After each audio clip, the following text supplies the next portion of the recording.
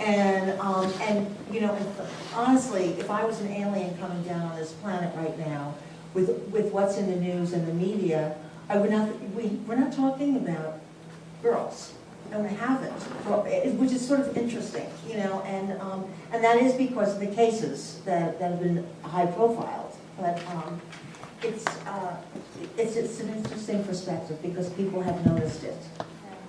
But, you know, I think the reality is sometimes what's in the press is very different than what's happening in treatment. So, I mean, I can tell you one of the biggest differences with working with young boys and girls is that we still, you know, we have a demographic 64% girls and the rest are boys, and that just doesn't even match up with the statistics of what's happening. So boys are still less likely to be referred for treatment.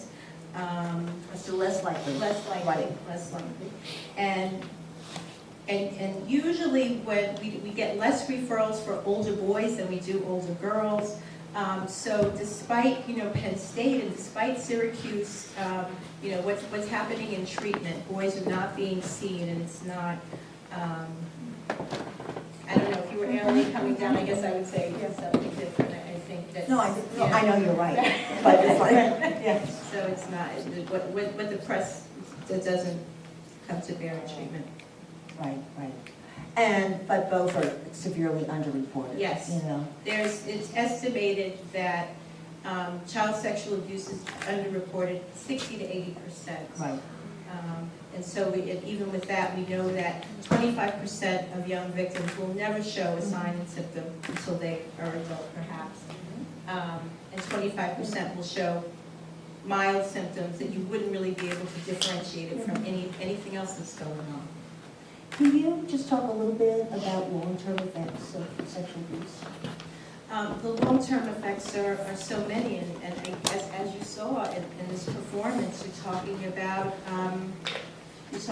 depression, struggles with mental health, you're talking about substance use, abuse, difficulty in personal relationships, struggling with sexuality, in some cases, self-esteem, impact on parenting, long-term impacts of trauma can indicate that you might be less likely to finish school, less likely to hold jobs.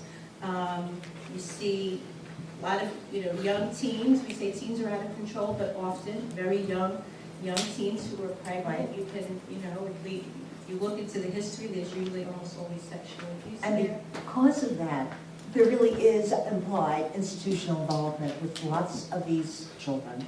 Absolutely. And do you get involved with, the various, whether or not it's education, whether or not it's the schools, or it's the medical industry, or, we're very good at medicating, and something that's not always very good, for survivors. I mean, is that part of the work that you do too, in terms of advocating? Yeah, we also we also do prevention education workshops. We do community mobilization. One of the trends that we have seen over the past 5 or 6 years, we have lost almost all of our prevention and education money, and so we're not getting out there to people and professionals, especially who work with children, to educate them about the issue, and so we're not able to get out as much as we used to do. And you do wonderful work, and I think all of us here who know you, in your program knows that. But you're one program. Yes. And there's still one program has not been replicated. Right, and it's community based, Yes. And what we need to also consider and understand is that we do have wonderful, good treatment, in the rape crisis programs, and the funding mandates basically short-term funding, so things are askew of what the needs are and what the demand is and what we know from evidence base and what we know from our experience. So when you think in terms of changes, institutionally, it's like we really have to re-examine this, I think.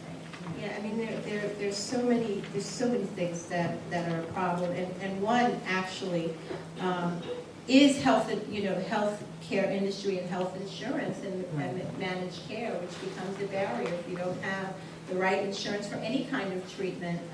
Also, our healthcare system is very exclusive of alternative treatments that we know work. Massage therapy, yoga, acupuncture, all those things are not. We offer that. She's right over there. No, you're right, you're right.